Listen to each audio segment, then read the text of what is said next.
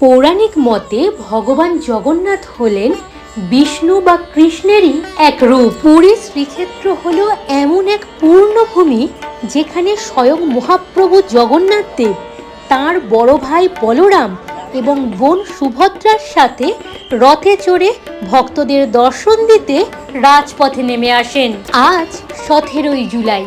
আমি এখন দাঁড়িয়ে রয়েছি মহাপ্রভুর মাসির বাড়ি গুন্ডিচা মন্দিরের সামনে। একটু আগেই 3টে রথ এসে পৌঁছেছে গুন্ডিচা মন্দিরের সামনে। কাল জগন্নাথের রথ শ্রীমন্দিরের সামনেই দাঁড়িয়েছিল। জগন্নাথ মন্দিরের মতো গুন্ডিচা মন্দিরের গেটগুলোকেও রথ উপলক্ষে নানান রকমের রঙিন ফুল দিয়ে সুন্দর করে সাজানো হয়েছে।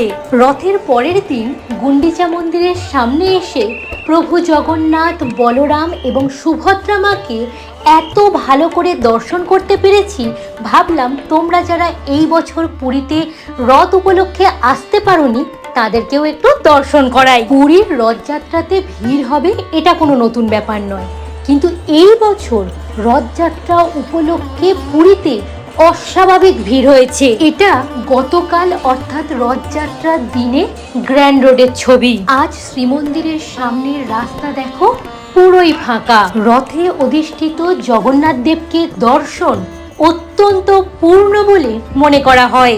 জীবনে একবার হলেও চেষ্টা করো এই রথের সময় পুরীতে আসার।